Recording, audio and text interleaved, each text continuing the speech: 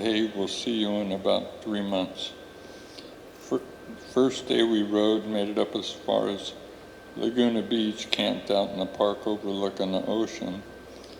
That was till about 2 o'clock in the morning, and around then there were a couple police officers with flashlights.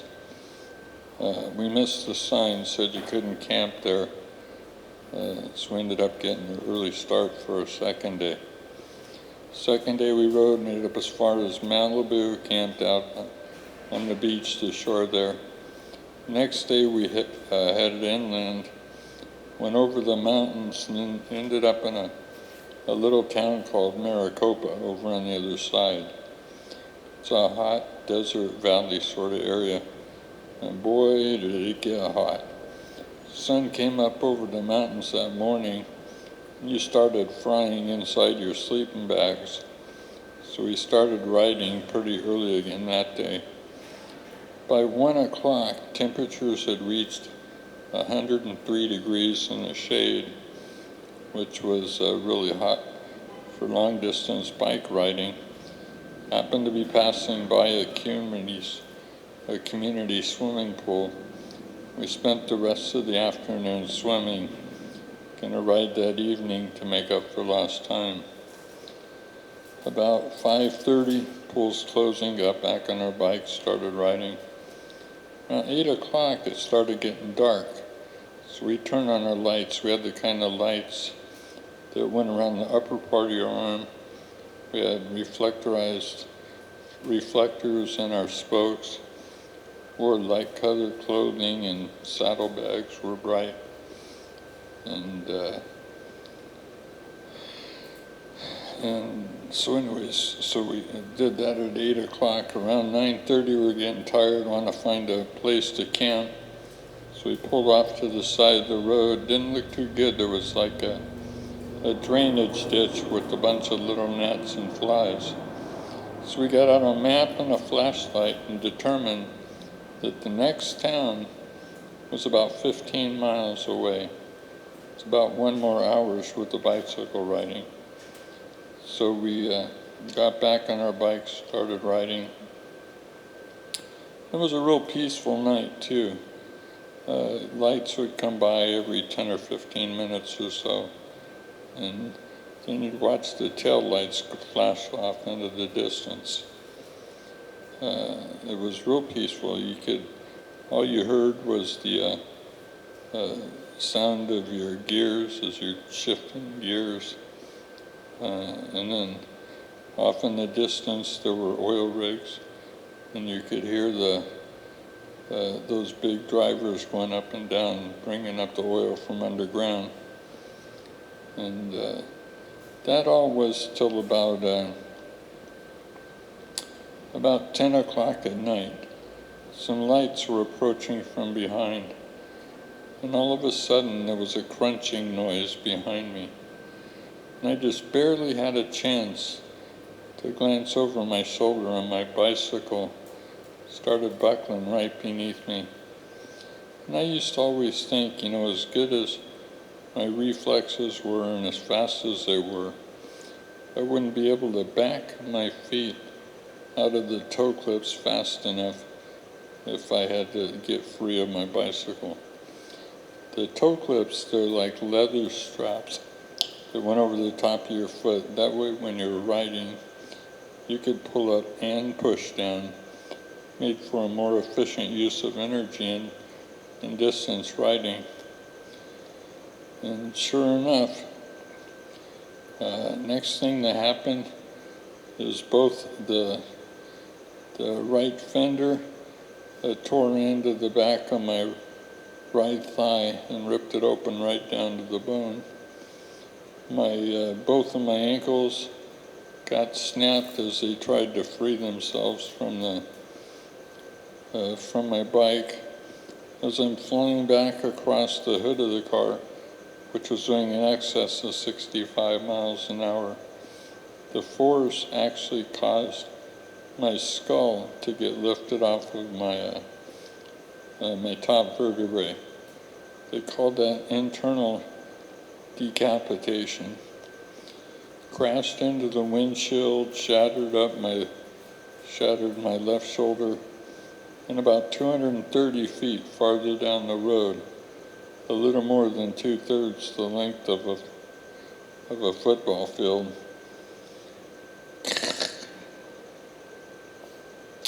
Hard hit, broken up, bleeding to death, laying on the side of the road, and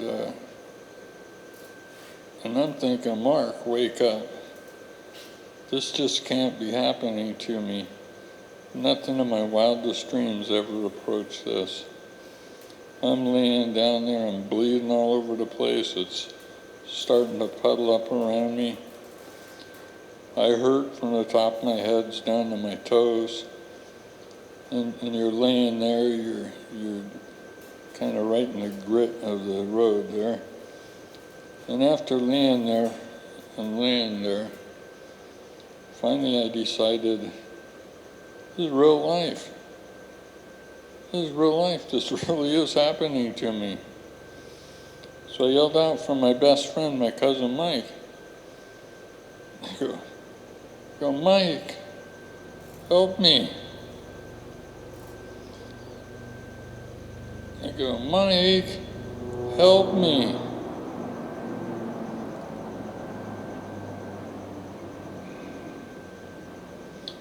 Mike, are you all right? And there was no answer, as I found out later, because my best friend, my cousin Mike, wasn't as fortunate as I was. He ended up going under the car. And at his funeral, which I wasn't able to attend, because I spent nearly the next year in a hospital, he ended up having to have a closed casket. How could something like that happen? There were 4 guys that got in their car. Driver, 23 years old, right front passenger, 19.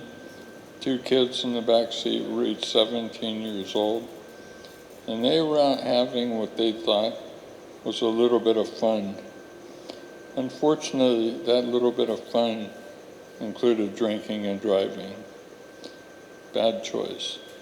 You know, I'm a really strong Christian, believe the Bible's the Word of God, but even if you don't believe that, it's got some really good words of advice. Some strong words. It says, do not get drunk on wine, which leads to debauchery. Debauchery is like a moral lapse. Once you start getting under the influence of alcohol and other drugs, you start doing things that you wouldn't normally do in your right frame of mind. Spousal abuse, date rape. A lot of crime has alcohol or some other drug involved in it. When I speak at the prisons, which I regularly do, none of them thought, after that first joint or that first line of cocaine or heroin or that first drink even, they never thought it would so control their lives that they needed to be in a recovery program. Nobody thinks like that, but it happens time after time after time. I've spoken in a lot of recovery programs, and nobody ever thought that they were going to end up in one of those. Oh, we're just having a little bit of fun. But anyways, and those guys, I've talked to 3 of the 4 guys that were in the car. I was writing a book. It's called Unfinished Miles, One Man's Unthinkable Journey. So I went back and ended up contacting them all. And they live in what I call the prison of your mind, knowing what they did to somebody, killing my best friend, and putting a lot of hurt in my life. And so they live in what I call the prison of your mind. Anyways, getting back to my story, I ended up in the hospital. There was a house just close enough, heard the sound of the crash. And I went back just about 2 years ago, and it's the only house within about a mile or two from there, which talks about another miracle from God, because back then they didn't have cell phones, they didn't have call boxes and all that other stuff. I'd have been dead for sure. But anyways, they called for help. An ambulance came, whisked me into the back of the ambulance where you feel like you're being entombed, and then they whisked me off to the hospital. Got there in about 45 minutes. When I got there, by the time I got there, I went into respiratory arrest, stopped breathing, they revived me, I stopped breathing. It's a seesaw battle. Got in there, first thing they did was slit open my gut from my chest right on up my chest to check inside for internal injuries. Everything was bruised or bleeding or badly. Patched that up the best they could, flipped me over on the table, and sure enough, they opened up the back of my neck. I was leaking spinal cord fluid, damage to my brainstem area. I was a wreck. My poor mother the next morning got a call back in San Diego, said, "Your son's been in a horrible crash. You better get up to Bakersfield here to see him." My mom asked the person that called, she goes, "Do I have enough time to drive?" And they said, "No, if you hope to see your son alive, you better take a flight." I don't know how many of you are parents or want to be a parent someday, but that's a parent's worst nightmare. If you're married, can you imagine your wife getting that call? And all because of somebody getting behind the wheel of a car under the influence. Well, anyways, my mom flew up there, had her church praying, went all the way around the country on prayer chains, and when she got up there, I was still alive. But things got worse. A few days later, they said I didn't have enough energy to breathe for myself. So they gave me a tracheotomy. That's where they put the hole in your throat and have you hooked up to a tube. And little lighter buzzer goes off on the machine, and you wonder if you aren't like checking out for good. I was up there for 9 days, and things weren't looking good, but they wanted to send me down to San Diego. That way when I did die, I'd at least be closer to family and friends. Shipped me down to University Hospital, where I was totally paralyzed for 5 months. Couldn't move my arms, couldn't move my legs, couldn't wiggle my fingers, couldn't turn my head, they had to fuse my spine all back into a solid joint. They graft the bone off your hip and they put it in there, it calcifies, and so I can't turn my head anymore. And put you on a thing called the striker frame, where you're looking at the floor for 2 hours. You flip you and you're looking at the ceiling for 2 hours. And they flip you over, you're looking at the floor for 2 hours. Flip-flop, flip-flop. That was like a pancake. Toileting, bathing, everything had to be done for me. Let me give you an idea of what it feels like. Pretend that a fly just landed on your left cheek. Try and get rid of them.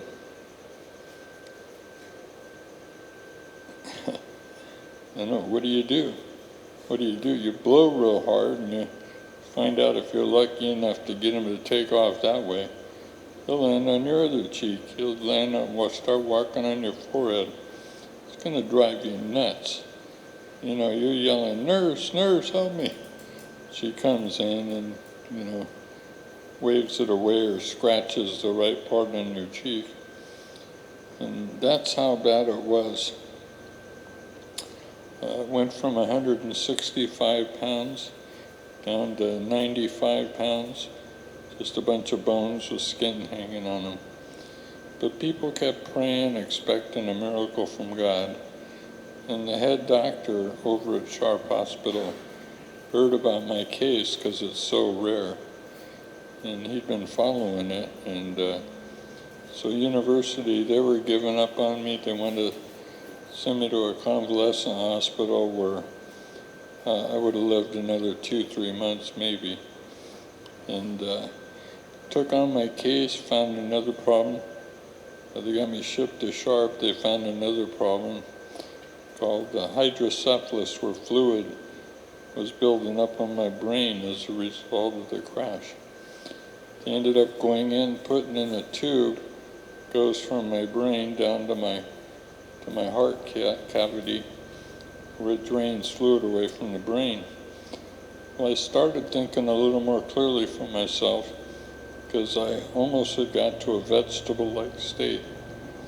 Then it went from, well, you'll never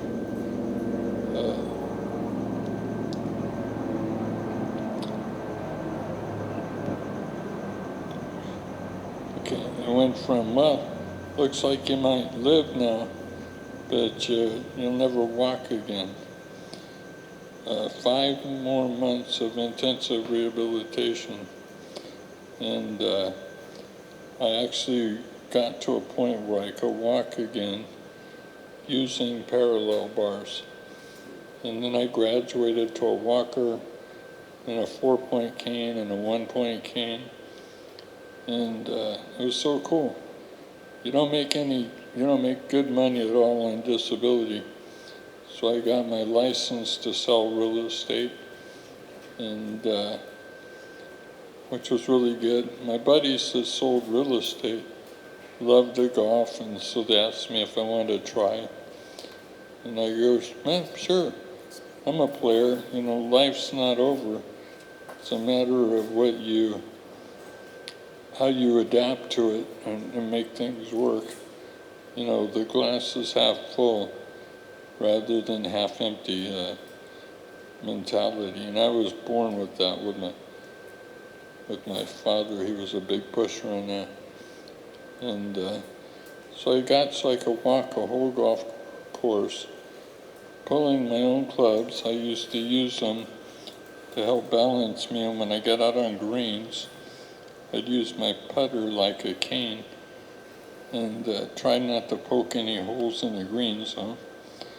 And so anyway, I did pretty well with that. And I bought a board and care home for developmentally disabled adults. Those were adults between the ages of 18 and 52, but were born with some sort of retardation, where their brains weren't working right or something like that. But in my facility, they were 18 to 52, but mentally about a 2 to 4-year-old level. They were born that way. But I've met people, because of their excessive alcohol and drug use, have put themselves into that kind of condition. I'm thinking, why would they do that? If they only saw what happened to them, the after effects of all that. But that's why I really want you to think, watch what you're putting into your body. And definitely don't do alcohol and drugs and be driving. Anyways, then at the board and care home where I was at, I was talking to the manager and called my wife, said, honey, I'll be home in about an hour, and I'll pick up some pizzas at Little Caesars on the way home. Anyways, when I got to Little Caesars, I opened the door. The bottom of the door caught a mat. A mat on the floor caused it to arch up. When I was walking in, my left foot hit the arched part of the mat. I'm walking with a cane. My balance already isn't that good. But when I was going in, I noticed my left foot wasn't going anywhere, and I looked down real quick. sure enough, it had looped over my foot and had trapped it, so I ended up going forward. Took 2-3 quick steps trying to get my balance back together. My cane went flying, and I torpedoed head first into the counter, breaking my neck again underneath the long fusion. And I'm laying on the floor, heads bleed a lot, and the manager's freaking out, and he goes, "What should I do?" And I go, "Well, you better call my wife. She's not going to be too happy wondering where I am."